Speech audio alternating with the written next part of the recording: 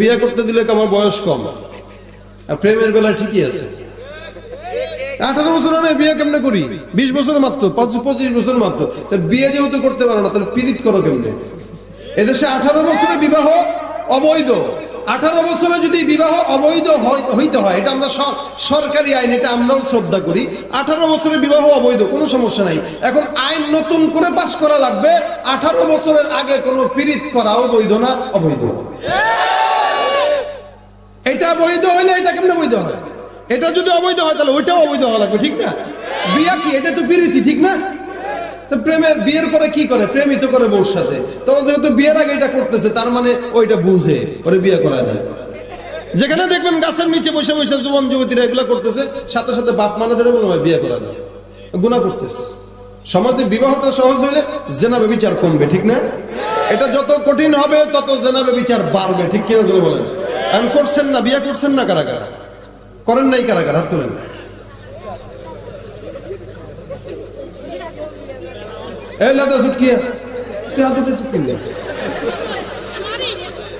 বিয়ের বয়স হয়েছে, বিয়ের বয়স হয়েছে, হাত তুলেন। কারা কারা করেন নাই? অল্প কজন, বেশি না। এছাড়া সবাই করছেন নি? আলহামদুলিল্লাহ। ও গার্জিয়ান আছে, গার্জিয়ান রে বলতে না বলে ইমাম রে বলবেন যে হুজুর বুঝেন তো শীতের সময় বয়স হয়েছে না, বিয়ে শাদী করায় দেন। এটা কি গুনাহের কাজ? কেন লজ্জা পাবে কেন? এটা বর্তমানে সমাজ উল্টা হয়ে গেছে, ওইদিকে উল্টা দুনিয়া, উল্টা কাম চলে। পীড়িত মারবো এটা বাপের সামনে কইতে আমি ভালোবাসি, এটা বলতে লজ্জা লাগে না। আব্বা বিয়ে করবে, এটা বলতে লজ্জা লাগে? এটা কোনো কথা হইলো? বিয়েটা রাসূলের সুন্নাত।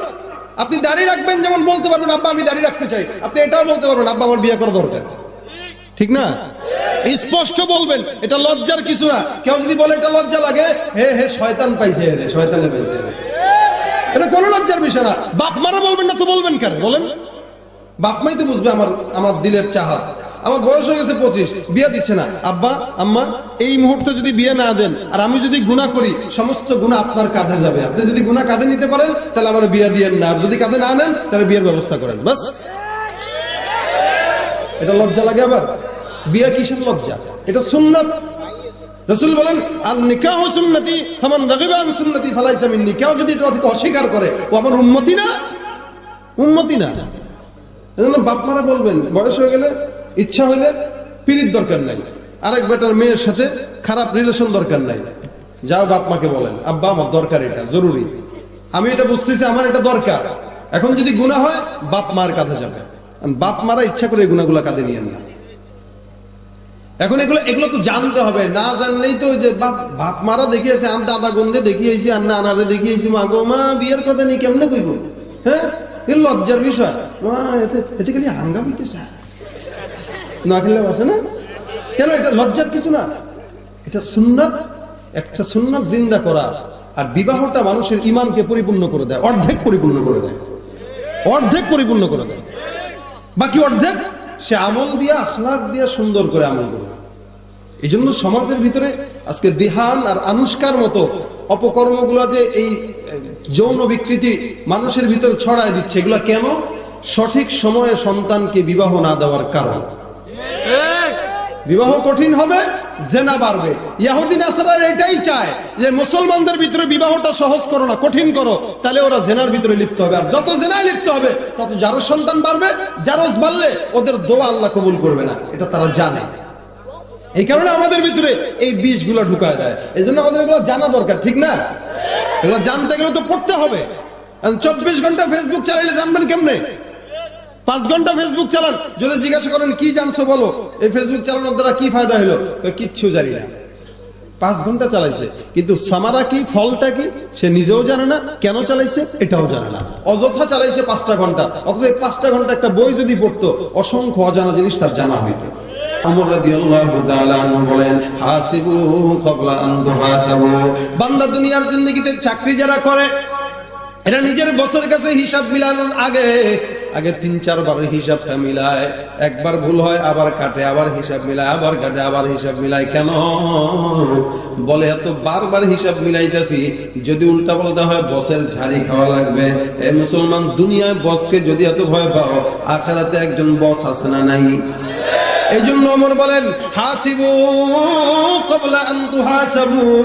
বান্দা, দুনিয়ার জিন্দেগিতে হিসাব মিলানোর আগে, কবরের হিসাব মিলানোর পূর্বে আগে দুনিয়ার হিসাব মিলায় নাও। কতদিন ঘুষ খাইলা, কতদিন জেনা করলা, কতদিন চুরি করলা, কতদিন ডাকাতি করলা। বান্দা, হিসাব যদি মিলে যায়, তুমি এখন তওবা করো। গুনাহ কোনটা, নেক কতগুলা হইল। গুনাহ যদি বেশি হয়ে যায়, আল্লাহর দরবারে তওবা করে ডাক দিয়া বলো, মালিক গো, আমি যৌবন বয়সটা আল্লাহর কোরআনটাকে অনুসরণ করতে পারি নাই, আমি তোমার রাসূলের হাদিসকে অনুসরণ করতে পারি নাই। রব্বুল আলামিন, আমার দিলের ভিতরে অনুতপ্ততা আসছে, মালিক তুমি আমারে মাফ করে দাও। আল্লাহ পাক রব্বুল আলামিন বলে, বান্দা যখন অনুতপ্ততার দিল নিয়া আমি আল্লাহর দরবারে একবার চাইবে, আমি আল্লাহ বান্দার ডাকে 10 বার সাড়া দিয়ে দিব। বিষয় হলো দিলের ভিতরে বোঝানো দরকার। ইন্নামা ইয়াতাযাক্কারু উলুল আলবাব। হে মুমিন, দুনিয়ার জিন্দেগিতে তারাই তো একমাত্র আল্লাহ পাক রব্বুল আলামিনের উপদেশ গ্রহণ করে। সুতরাং যারা জানে না রাসূল, তাদেরকে তুমি জানতে বলো। এই কারণে হাদিস শরীফে রাসূল করিম সাল্লাল্লাহু আলাইহি ওয়াসাল্লাম বলে, এ বান্দা, তোমার জন্য দ্বীনের ইলমটা যেটা আছে, এটা কিন্তু শিক্ষা করা সুন্নাত না, এটা কিন্তু শিক্ষা করা নফল না, এটা শিক্ষা করা তোমার জন্য মুবাহ না, এটা শিক্ষা করা তোমার জন্য অন্য কোনো কিছু না। এই দ্বীনের ইলমটা, জ্ঞানটা শিক্ষা করা প্রত্যেক মুসলমান নর নারীর উপরে আল্লাহ পাক রব্বুল আলামিন ফরজ করে দিয়েছে। কেন ফরজ করলেন? বলে, যদি ফরজ না হয় তাহলে নামাজ কেমনে পড়া লাগে জানে না। নামাজ পড়তেছে, আবার এদিকে দিক তাকায়, আছে না নাই? নামাজ পড়ে বুড়া হয়ে গেছে, বয়স 50 বছর হয়ে গেছে, এখন এদিক এদিক তাকায়। নামাজ পড়তেছে, মোবাইলে ফোন দিছে, এমন এমন করে।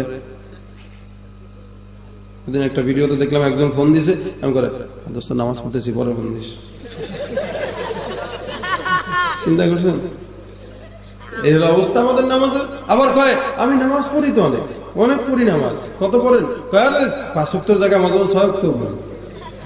হ্যাঁ, প্রত্যেক দিন আমি নামাজ পড়ি, মাশাআল্লাহ। নামাজ পড়ি, মাঝে মাঝে রাত্রেবেলা 80 রাকাত তাহাজ্জুদ পড়ি, 90 রাকাত, 100 রাকাত তাহাজ্জুদ পড়ি, মাশাআল্লাহ, সব পড়ি। এদিক দিয়ে ঘুষও ছাড়তে পারি না, ঠিক না? এদের সুদও ছাড়তে পারি না, এদিক দিয়ে ওলামা ইকরামের বিরোধিতাও ছাড়তে পারি না। তো এই নামাজ কি আমাকে জান্নাতে নিবে?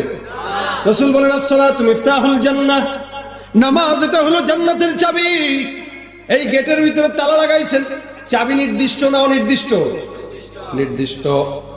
সব তালা, সব চাবি, কিন্তু সব চাবি দিয়ে সব তালা খুলে না। এখন গেটে লাগাইছে তালা একটা, চাবি আরেকটা নিয়ে আইছে, আমি গুতায় খালি। যত গুতায় লাভ নাই, কারণ এই চাবির সঙ্গে এই তালার মিল নাই। হে মুসলমান, যেই নামাজটা পড়েন রাজনীতির জন্য, যেই নামাজটা লোক দেখানোর জন্য, যেই নামাজটা বাহবা পাওয়ার জন্য, এই নামাজ দিয়া কোনোদিন জান্নাতের তালা খোলা যাবে না। যেই নামাজটা আল্লাহর জন্য, ওই নামাজটা দিয়াই জান্নাতের চাবি তালা খোলা যাবে। আমাদের নামাজ তো এখন বোঝা দূর করার জন্য, মানে এশার নামাজ পড়ি নাই, আরে কি বোঝা হয়েছে মাথায়, কোনো মতে আল্লাহর দায়িত্বটা বুঝাই দিতে পারলে আর কি, মানে আল্লাহর দায়িত্ব বুঝাইলো আর কি। আল্লাহ, আমি পড়ছি নামাজ। নামাজটা শুধু দায়িত্ব বুঝাই দেওয়ার জন্য নাম না, নামাজ শুধু দায়িত্ব পালনের নাম না। একটা নামাজ একটা মুমিনের জন্য মেরাজের সমান, জোরে বলেন সুবহানাল্লাহ।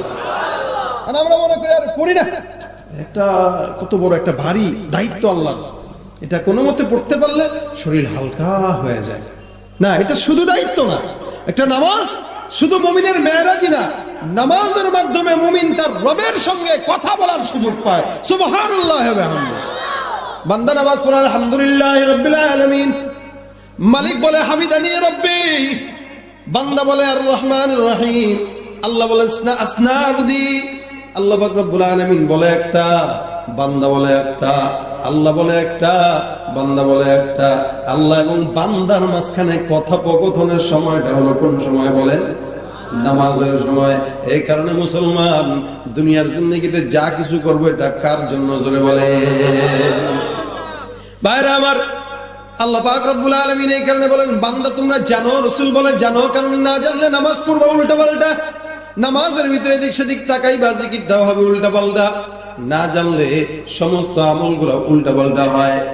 এই কারণে তো হাদিসে ইবনে আব্বাস রাদিয়াল্লাহু তাআলা আনহু বলেন, তাদারুসুল ইলমি সাআতাম মিনাল লাইলি খায়রুম মিন ইহইয়াহা। ইলমের মজলিস আমার কাছে এমন দামি, একটা মানুষ যদি সারাটা রাত আল্লাহর দরবারে নফল ইবাদতে কাটায়, আর আমি আপনি যদি 5 মিনিট ইলমের আলোচনা করি, হাদিসের ভিতরে ইবনে আব্বাস রাদিয়াল্লাহু তাআলা আনহু বলে, ওই বান্দার সারা রাত নফল ইবাদতের চাইতে 5 মিনিট ইলমের কথা বলা আল্লাহর কাছে অনেক প্রিয়। এই জন্য জানো, বেশি বেশি জানো। আগে তো মোটামুটি সময় পাইলে বই পড়তাম, ঠিক না? সময় পাইলে বই পড়তাম, বই। আর এখন সময় পাইলে ফেসবুক মোবারক আছে না নাই? আগে সময় পাইলে বই পড়তাম, কিতাব পড়তাম, কোরআন তেলাওয়াত করতাম। এখন সময় পাইলে ইউটিউবে টিকটক দেখি, লাইকি দেখি, আছে না নাই? ঠিক কিনা? শুধু জওয়ানদের কথা বলবো কি, মুরব্বীরাও খাইছে যারা, ঠিক কিনা? যারা দেশে ফেসবুক আছে, আমরা বলদ না, ঠিক না? বাইরে আমার সব ধরা খাইছে। মুরব্বীরাও ফেসবুক চালায়, জওয়ানরাও চালায়, মুরব্বীরাও চালায়, জওয়ানরাও চালায়। মুরব্বীদের হাতে বড় বড় সেট, এমন এমন করে। জওয়ানদের চালানোর হিসাব হলো একটা, এই আর মুরব্বীদেরটা হলো এমনে নিয়ে এমনে এমনে। চশমাটা এভাবে দেয় যে কি লেখছে দেখি তো দাদা ভাইয়া, হ্যাঁ ঠিক না? পার্থক্য আছে না নাই? আগে সময় পাইলে কোরআন তেলাওয়াত করতো, আগে সময় পাইলে কিতাব মোতালা করতো, এখন সময় পাইলে ইউটিউব দেখে, ফেসবুক দেখে, লাইকি দেখে, টিকটক দেখে, মেসেঞ্জারে এক বেটার মাইয়ার লগে সেটিং মারে, ঠিক না? জওয়ানরা মারে না? মারে না? কিছু মারেনি, বিয়ে করতে দিলে আমার বয়স কম, আর প্রেমের বেলা ঠিকই আছে। 18 বছর নয়, বিয়ে কেমনে করি? 20 বছর মাত্র, 25 বছর মাত্র। বিয়ে যেহেতু করতে পারো না, তাহলে পীড়িত করো কেমনে? এদেশে 18 বছরে বিবাহ অবৈধ। 18 বছরে যদি বিবাহ অবৈধ হইতে হয়, এটা আমরা সরকারি আইন, এটা আমরাও শ্রদ্ধা করি। 18 বছরের বিবাহ অবৈধ, কোনো সমস্যা নাই। এখন আইন নতুন করে পাশ করা লাগবে, 18 বছরের আগে কোনো পীড়িত করাও বৈধ না, অবৈধ। এটা বৈধ হইলে এটা কেমনে বৈধ হয়? এটা যদি অবৈধ হয় তাহলে ওইটাও অবৈধ হওয়া লাগবে, ঠিক না? বিয়া কি? এটা তো পীড়িতি, ঠিক না? প্রেমের বিয়ের পরে কি করে? প্রেমিত করে বউর সাথে। তো যেহেতু বিয়ের আগে এটা করতেছে, তার মানে ওইটা বুঝে ওরে বিয়ে করা দেয়। যেখানে দেখবেন গাছের নিচে বসে বসে যুবন যুবতীরা এগুলা করতেছে, সাথে সাথে বাপ মানাদের বিয়ে করা দেয়, গুনাহ করতেছে। সমাজে বিবাহটা সহজ হইলে জেনা ব্যভিচার কমবে, ঠিক না? এটা যত কঠিন হবে তত জেনা ব্যভিচার বাড়বে, ঠিক কিনা যদি বলেন? এখন করছেন না, বিয়ে করছেন না কারা কারা? করেন নাই কারা কারা? হাত তোলেন।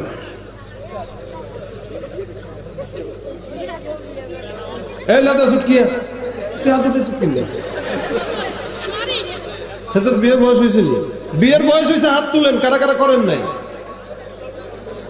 অল্প কজন, বেশি না। এছাড়া সবাই করছেন নি? আলহামদুলিল্লাহ।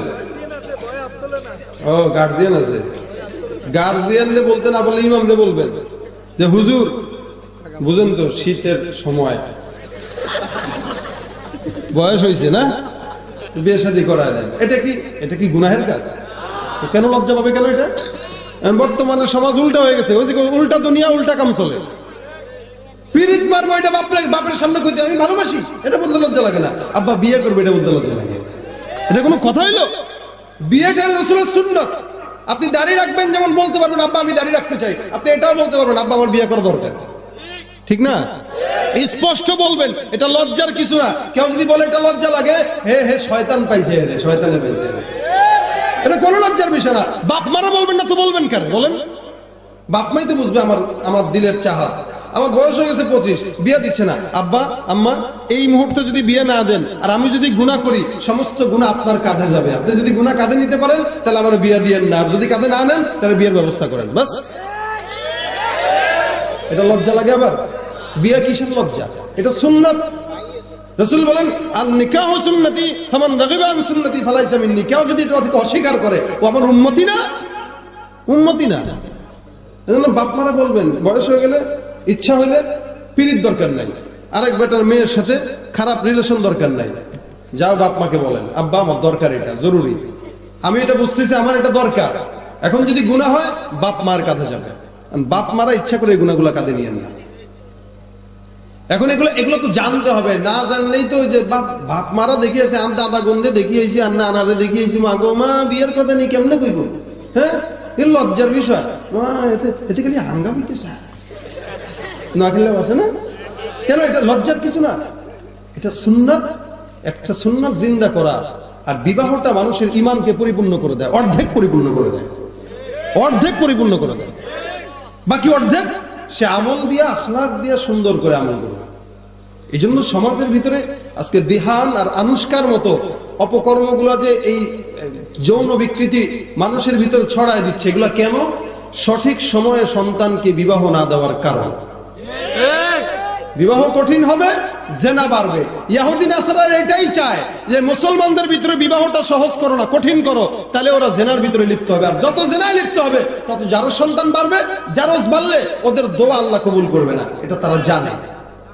এই কারণে আমাদের ভিতরে এই বীজগুলো ঢুকায় দেয়। এই জন্য আমাদের এগুলো জানা দরকার, ঠিক না? এগুলো জানতে গেলে তো পড়তে হবে। 24 ঘন্টা ফেসবুক চালাইলে জানবেন কেমনে? 5 ঘন্টা ফেসবুক চালান, যদি জিজ্ঞাসা করেন কি জানছো বলো, এই ফেসবুক চালানোর দ্বারা কি ফায়দা হলো, কিচ্ছু জানি না। 5 ঘন্টা চালাইছে, কিন্তু সামারা কি, ফলটা কি সে নিজেও জানে না, কেন চালাইছে এটাও জানে না, অযথা চালাইছে 5টা ঘন্টা। অথচ এই 5টা ঘন্টা একটা বই যদি পড়তো, অসংখ্য অজানা জিনিস তার জানা হইতো। এই জন্য এখন থেকে ফেসবুকের আমল একটু একটু কমায় দেওয়ার চেষ্টা করেন। বাবারা সন্তানদেরকে, বাচ্চাদের হাতে মোবাইল দিবেন না, এটা একটা মরণ ব্যাধি রোগ। একটা সন্তানের কাছে মোবাইল দেওয়া মানে ওর জিন্দেগিটা ধ্বংস করে দেওয়া। বাচ্চা পড়তে চায় না, মাদ্রাসায় গেলে মোবাইলের দিকে তার ধ্যান থাকে, খালি গেম খেলবে, খালি গেম খেলবে। আর কেমনে কি করবে? ফেসবুক চালাবে, এই করে ইউটিউবে খেলনা দেখবে, কার্টুন দেখবে, মোটু পাতলু দেখবে না। এই সন্তানের হাতে মোবাইল দিয়েছেন তো সন্তানের জিন্দেগিটা বরবাদ হয়ে গেছে। সন্তানকে মোবাইল হাতে দেওয়ার চাইতে একটা বই হাতে দেন, তার জন্য গিফট আনেন, বই। হ্যাঁ, দেওয়ার সিস্টেম থাকতে হবে। যদি দিতেই হয় তাহলে কিভাবে দিবেন? যাবো তোমাকে আমি মোবাইল দিতে রাজি, কিন্তু শর্ত হইলো আমি তোমাকে দিব 10 থেকে 15 মিনিটের জন্য। এই 15 মিনিট পরে তুমি 1 ঘন্টা পড়বা। ও 1 ঘন্টা পড়বে ঠিকই, 15 মিনিট মোবাইল পাওয়ার লোভে, ঠিক না? আমি 24 ঘন্টা দিয়ে আসছি, আমার ছেলেটা কান্দে, হুজুর না দিলে কান্দে, কি করবো? বাচ্চা কাঁদে, কেমনে সহ্য হয়? এই মহব্বত দিয়ে বাচ্চা বড় করা যাবে না। এই মহব্বত বাচ্চাকে সন্ত্রাস বানাবে, বেয়াদব বানাবে। যখন যেটা দরকার সেটা লাগবে। মাঝে মাঝে চুমা খাবেন, মাঝে মাঝে একদম মেসওয়াক দিয়ে বাইরে ফিট লাল করে দিবেন, দরকার আছে না? কেন? এই শাসনটা না করলেও বেয়াদব হবে, এই কারণে শাসনটা করতেছি। সন্তান রাগ করে, আপনি যেটা বলে সেটাই শুনেন, এটা শোনা যাবে না। ও পিচ্ছি বুঝে কি, উল্টা পাল্টা করতেছে, ওরা একটা ধমক দিয়ে বসায় রাখেন, বাস শেষ, চুপ হয়ে যাবে। বাচ্চাদের হাতে মোবাইল দিয়েন না। এই মোবাইলটা এখন অধিক মাদ্রাসার ছাত্র বাচ্চাদেরকে নষ্ট করে দিচ্ছে। মাদ্রাসায় পাঠা দেয় কত কষ্ট করে, ও মাদ্রাসায় যায় মন পড়ে না, কেন? আমার মোবাইল না দিলে আমি পড়বো না। এর মোবাইল দেওয়া লাগবে, তারপরে সে পড়বে। এটা ছোট থেকেই। আর এই অপরাধ এটা কেন পায় জানেন? আমাদের কারণে পায়। কারণ বাচ্চাটা জন্মের পর থেকে দেখে আসতেছে, মা এক সাইডে ঘুরে ফেসবুক চালায়, বাবা আরেক দিকে ঘুরে ফেসবুক চালায়। এখন বাচ্চা একবার মায়ের দিকে ফিরে, একবার বাবার দিকে ফিরে। বাচ্চা ছোট থেকে দেখে আসতেছে কি আমার বাবাও মোবাইল চালায়, মাও মোবাইল চালায়। এখন বয়স যখন 2 থেকে 2.5 বছর হয়েছে, এখন সে আমার মোবাইল কিনে দেয়। কারণ বাপ মাও সময় পাস করে মোবাইল দিয়া, সন্তান কি করবে? খেলবে। কারণ এখন তো আমাদের দেশে খেলার সাথী পাওয়া যায় না। ডাঙ্গুলি, এই সেই, ষোলগুটি মোলগুটি আমরা ছোটকালে খেলছি, এখন আর এগুলো নাই, গ্রাম দেশে ছাড়া। এখন ঘুরতেই পায় না। এই এলাকার এক বাসার ভিতরে বন্দি আছে, ওর সময় কিভাবে যাবে? তো মোবাইল কিনা লাগবে। এখন বাপ চিন্তা করে, আমার আছে, বউর আছে, মেয়েটার আছে, একটু বাচ্চাটা যদি না থাকে হইলো, তো আইপ্যাড কিনে দিচ্ছে বড় একটা, দেখে গেম খেলতে যেন সুবিধা হয়। এই আইপ্যাড দিয়া মানে গোটা জিন্দেগিটাকে ধ্বংসের দিকে ঠেলে দিল। এজন্য বাচ্চা কাচ্চাকে এখন এই বাচ্চাটা যে আইপ্যাড নিল, হাতে যে মোবাইলটা পাইলো, এই মোবাইলটা দেখতে দেখতে, ফেসবুক দেখতে দেখতে একসময় খারাপ কিছু আসে না?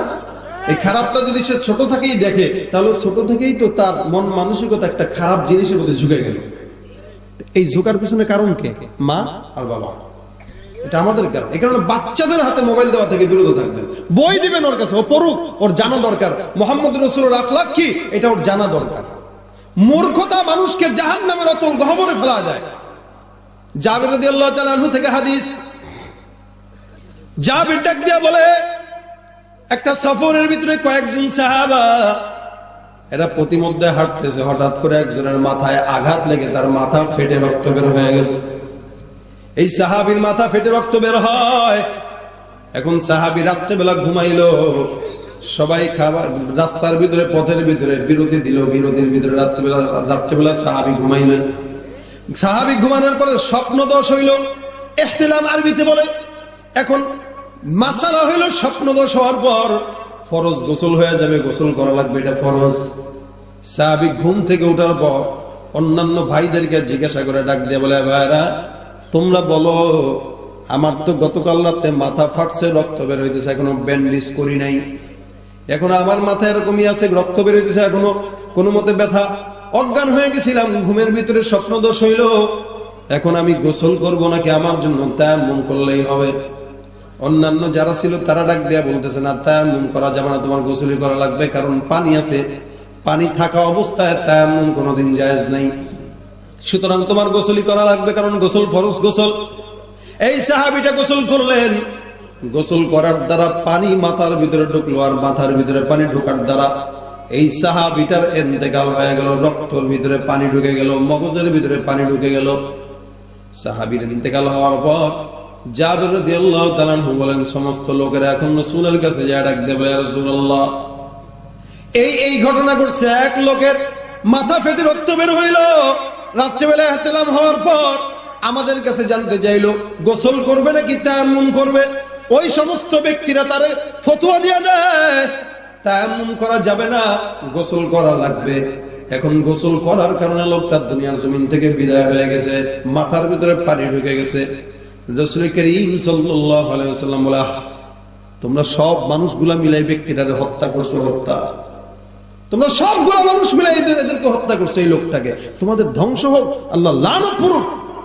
তোমরা যে জানো না এই মাসালাটা, এটা একজনকে জানলেও তো অন্তত বলতে পারতা যে এটা সহি, এটা ঠিক, এটা বেঠিক। তোমরা না যাই না তারে ফতোয়া দিলা, সে তায়াম্মুম করলেই তো হয়ে যেত, যেহেতু সে মাযুর, সে গোসল করলো, পানি ঢুকলো, সে দুনিয়ার জমিন থেকে বিদায় হলো, ইচ্ছাকৃত তোমরা তাকে হত্যা করেছো। এটা তোমাদের না জানার কারণে একজন মানুষের মরণের কারণ হয়ে গেছে।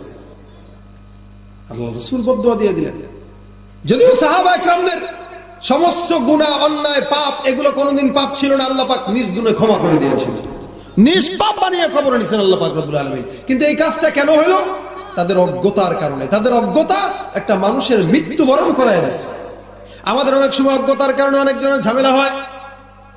এটা কি বলে মাসালা কি, গ্রাম দেশের ইমাম সাহেবরা অনেক সময় দুর্বল হয়, অনেক জায়গায় ঢাকা শহর বলে অনেক জায়গায় মসজিদ ইমাম সাহেবরা দুর্বল হয়। এখন মুসল্লি একটা প্রশ্ন করছে, হুজুর এটার জবাব কি? ইমাম সাহেব চিন্তা করে, আর প্রশ্ন যদি না দিতে পারি চাকরি তো থাকবো না। এখন ইজ্জত বাঁচানোর জন্য ইমাম সাহেব জবাব দেয়। আবার কমিটিরাও চিন্তা করে, এমন কোন হুজুর রাখলাম যে হুজুরের প্রশ্ন করলে পারে না, এটা কোন হুজুর হইল, তার চাকরি নাই, বাদ। কেন? একটা মানুষের কি সবকিছু জানা থাকবে? কিছু জানা থাকবে, কিছু অজানা থাকবে, এটাই তো স্বাভাবিক।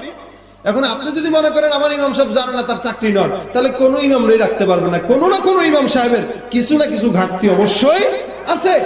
জানি না যেটা জানি না, বাস যেটা জানি সেটা জানি, সবকিছু জানলেই বলা যায় না। এই কারণে আল্লাহ পাক বলেন, যারা জানে যারা জানে না তারা সমান হতে পারে। ভাইরা আমার, জানা দরকার, জানতে গেলে পড়া দরকার। এই কারণে রাসূল বলেন, পড়ো, ইকরা। আল্লাহ পাক রব্বুল আলামিন বলেন, ইকরা বিসমি রাব্বিকাল্লাযী খালাক। পড়ো কার নামে? বলে প্রভুর নামে, যিনি তোমাকে সৃষ্টি করেছেন। দুনিয়ার কোন পড়াকে জান্নাতি পড়া বলে না, কোরআনের পড়া বলে না। একমাত্র জান্নাতের পড়া হলো, কোরআনের পড়া হলো আল্লাহর কোরআনের পড়া, ঠিক কিনা? ভাইরা আমার, কোরআন তেলাওয়াত এটা হলো এমন পড়া, হাদিস শরীফ থেকে পড়েন।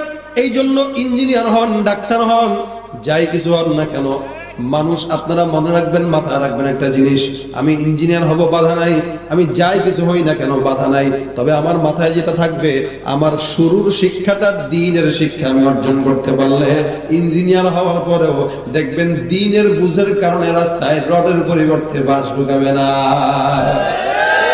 ডাক্তার হয়ে যাবে কিন্তু মানুষের গলা কাটবে না। কেন? বলে তার দিলের ভিতরে ঈমানের নূর আছে, দিনের ভিতরে কোরআনের জ্ঞান আছে। মসজিদ, এখানে আপনাদের এই মসজিদের উদ্যোগে মাহফিল, এলাকার ইমাম সাহেবরা ডাক দেয়া বলবেন, হুজুর এতদিন আমরা কোরআন জানতাম না, কোরআন তেলাওয়াত করতে জানি না, সূরা ফাতিহা পড়লে দাঁত ভেঙে যায়। হুজুর গো, প্রত্যেকদিন 1 ঘন্টা আপনি আমাদেরকে সময় দিবেন। 1 ঘন্টা সময় দিবেন কিভাবে? বলে আসর থেকে মাগরিব পর্যন্ত আমরা এলাকার ভিতরে 10 জন মুরব্বী একসঙ্গে হয়ে যান, এলাকার ভিতরে হুজুরের কাছ থেকে কোরআন শিখবেন। এত বছর হয়ে গেছে কোরআন তেলাওয়াত জানেন না, কোরআন কোরআন অশুদ্ধ, এই কোরআন কোনোদিন আপনাকে জান্নাতে নিতে পারবে না। আর যদি আলেমের কাছে এসে ডাক দেয়া বলেন, হুজুর আমার কোরআন তেলাওয়াত শেখা দরকার, এতটুকু ইচ্ছা যদি থাকে, আল্লাহ পাক রব্বুল আলামিন মরণের পরে ওই কোরআনটাকে আপনার জান্নাতে নেওয়ার জন্য ওসিলা বানায় দিবে। শিখা দরকার আছে না নাই? সবার আছে না নাই? না, এটা শিখার দরকার নাই আমাদের। আমরা এটা জানি ঠিক মতো সাকিব আল হাসান কেমনে বল করে, কেমনে ব্যাট করে, এটা আমাদের জানা। কিন্তু সাহাবাদের নাম কি, কোন সাহাবী কোন জায়গায় গেছে, কয়জন সাহাবী খেলাফত পাইছে, এগুলো আমরা জানি না। রাসূলের নাম কয়টা, কয়জন নবী আছে, এগুলো আমাদের জানা নাই। আমাদের এগুলো জানা ঠিক মতো আছে, কোন জায়গায় কে কি করছে, বল মারছে, কে গোল মারছে, কে কি করছে না করছে, আমরা এগুলো সব খবর রাখি। দ্বীনের ব্যাপারে আমরা ঠন ছাড়া কিচ্ছু না। এই জন্য দ্বীনের জ্ঞান শিখা জরুরি। নফল সুন্নত না ফরজ, তালাবুল ইলমি ফরিদাতুন আলা কুল্লি মুসলিম। প্রত্যেকটা মুমিন নরনারীর জন্য আল্লাহর কোরআনের জ্ঞান রাখা কি ভাইরা আমার। এই কারণে দুনিয়ার জিন্দেগিতে আজকে থেকে এই মাহফিল থেকে নিয়ত করব ইনশাআল্লাহ, এখন থেকে কোরআনের জ্ঞান শিখবো, কোরআনটা দিলের ভিতরে ঢুকাবো, কোরআন অনুযায়ী আমল করার চেষ্টা করব। অজানা কোনো জিনিস মানুষের কাছে ফতোয়া দিয়ে বেড়াবো না। সমাজের ভিতরে ইসলাম ধর্মটা এত অসহায় ধর্ম হয়ে গেছে, এখন মুসিও পর্যন্ত ফতোয়া মারতে চায়, এখন ডাক্তারও ফতোয়া দিতে যায়, ইঞ্জিনিয়ারও ফতোয়া দিতে যায়, এখন সবাই ইসলামের ব্যাপারে ফতোয়া দিতে চায়। কিন্তু এত সোজা না, যত সোজা মনে করো দিল্লি কিন্তু বহুত দূর আছে, ঠিক কিনা জানেন? কোরআনের জ্ঞান এটা বহুত বড় সমুদ্র, এখানে ডুব দিলে আর ওঠা সম্ভব না। এই জন্য এটার ব্যাপারে ফতোয়া সবাই দিতে যায় না, পড়বেন নিজে জানার জন্য, ফতোয়ার জন্য না। আর কিছু মানুষের স্বভাব আছে, রাস্তাঘাটে হুজুর দেখলে খালি প্রশ্ন করে, হুজুর এই যে চা খাইতেছেন এটা কি জায়েজ? এই যে ভিডিও করতেছেন এটা কি জায়েজ? রাসূলের জামানায় কি এগুলো ছিল? হ্যাঁ, এই নানান প্রশ্ন উল্টা পাল্টা। তা আমি চিন্তা করছি, এমন যদি কেউ কোনো জায়গায় উল্টা পাল্টা প্রশ্ন করে, কোনো আগে 500 টাকায় ভিজিট দেয়, তারপরে জবাব দেন। ডাক্তার যেমন ভিজিট ছাড়া কথা কয় না, আমরাও যদি ভিজিট ছাড়া কথা না কইতাম, প্রশ্ন বাইর হয়ে যেত একদম। প্রশ্ন করতে না উল্টা পাল্টা। এখন যে ফিরি জবাব দেই, তো সবাই তো জ্ঞানী। সব মূর্খদের ভিতরে সবই মূর্খ, সবই জ্ঞানী। এখানে প্রশ্ন করতে দেরি, জবাব দিতে দেরি না। এক জায়গায় মুফতি সাহেব বসা, আরেক জায়গায় ছাত্র বসা, এক জায়গায় প্রশ্ন করে, মুফতি সাহেব কথা বলে না, আর ছাত্র পটপট করে জবাব দিয়ে দিয়েছে। মানে সে কত কিছু জানে। এই জন্য কথা বলতে পারলে হয় না, জেনে কথা বলো। আগে জানো তারপরে বলো, জানো তারপরে বলো। আপনাকে জানবো, জানতে গেলে পড়া দরকার আছে। কোরআন পড়বো, কোরআনের তর্জমা পড়বো, তাফসীর পড়বো, এগুলো নিজের জানার জন্য পড়বো। বই পড়বো, বিভিন্ন সাহাবা একরামদের জীবনী পড়বো, আল্লাহওয়ালা বুজুর্গদের জীবনী পড়বো ইনশাআল্লাহ। এই পড়ার দ্বারা আমাদের দিমাগ খুলে যাবে, আমাদের ভদ্রতা শিখা হবে, ঠিক না? এজন্য ভাই আল কোরআন এটা সবকিছুর সমাধান দিতে পারে না। দুনিয়ার জিন্দেগিতে কোরআনটা এমন একটা জ্ঞান, যে জ্ঞানটা সংসদে যদি থাকে সংসদ শান্তির হয়ে যাবে, রাষ্ট্রে যদি মানে রাষ্ট্র শান্তির হয়ে যায়, ঘরে যদি মানে ঘর শান্তির হয়ে যায়। অর্থাৎ আল্লাহর কোরআনে এমন কোনো কিছু নাই যেটার সমাধান আল্লাহ পাক কোরআনের ভিতরে দেন নাই, ঠিক কিনা? সমাধান চাও যদি জীবনে মরণে, ফিরে যাও খুঁজে নাও, চোখ রাখো কোরআনে, তবেই পাবে সুখ শান্তির ঠিকানা, তবেই পাবে সুখ শান্তির ঠিকানা, যদি মেনে নাও তুমি মনে প্রাণে। সমাধান চাও যদি জীবনে মরণে, ফিরে যাও খুঁজে নাও, চোখ রাখো কোরআনে। এত চির অম্লান চির মুক্তির ডাক, এই যে মহাবাণী খোদারি কালামে পাক। এই দুনিয়ায় আর সেই দুনিয়া, এই দুনিয়ায় আর সেই দুনিয়া, মুক্তি পাবে তুমি দো জাহানে। সমাধান চাও যদি জীবনে মরণে, ফিরে যাও খুঁজে নাও, চোখ রাখো কোরআনে। এ বাণী সকলের নয় শুধু মুমিনের, যারাই চলবে মেনে ফল পাবে কোরআনের। এ বাণী সকলের নয় শুধু মুমিনের, যারাই চলবে মেনে ফল পাবে কোরআনের। ঘরে বলো কিবা রাষ্ট্রে বলো, ঘরে বলো কিবা রাষ্ট্রে বলো, অশান্তি দূর করে শান্তি আনে। সমাধান চাও যদি জীবনে মরণে, ফিরে যাও খুঁজে নাও চোখ রাখো কোরআনে। সমাধান চাও যদি জীবনে মরণে, ফিরে যাও খুঁজে নাও চোখ রাখো কোরআনে। ঠিক না? সব কিছুর সমাধান কোরআনে আছে না নাই? এই কোরআন শিক্ষা করার দরকার আছে না নাই? বাচ্চাদেরকে জিজ্ঞাসা করবেন সূরা ফাতিহা জানে, সব জানে, কিন্তু আমরা মুরব্বী হয়ে গেছি, আমরা জানি না। এই জন্য বাচ্চাদের মতো বক্তব্যে যে এখন কোরআন শিখার সময় চলে আসছে। এই উসিলায় এই নিয়তে শিখেন যে আল্লাহ জানি না, আমি মরার আগে কোরআন শরীফটা একটু শুদ্ধ করার চেষ্টা করতেছি। কোরআন আপনার ডানে বায়ে দাঁড়ায় যাবে, আর আল্লাহকে ডাক দিয়ে বলবে, আল্লাহ এই মানুষ আমাকে দুনিয়াতে ভুলে নাই, সুতরাং আমিও তাকে ভুলবো। কোরআন যেখানে আমরা আছি, কোরআন আছে যেখানে, ইসলাম আছে যেখানে, সুন্নাত আছে যেখানে, নবী আছে যেখানে, ঘুষ আছে যেখানে, মাশাআল্লাহ, এটা বুঝছেন। আল্লাহ পাক কবুল করুক, বলেন আমিন। প্রত্যেকটা যুবকদেরকে আল্লাহ কবুল করুক। আল্লাহ পাক কোরআনের জ্ঞানে জ্ঞানী করুক, কোরআনের নূরে নূরান্বিত করুক, বলেন আমিন।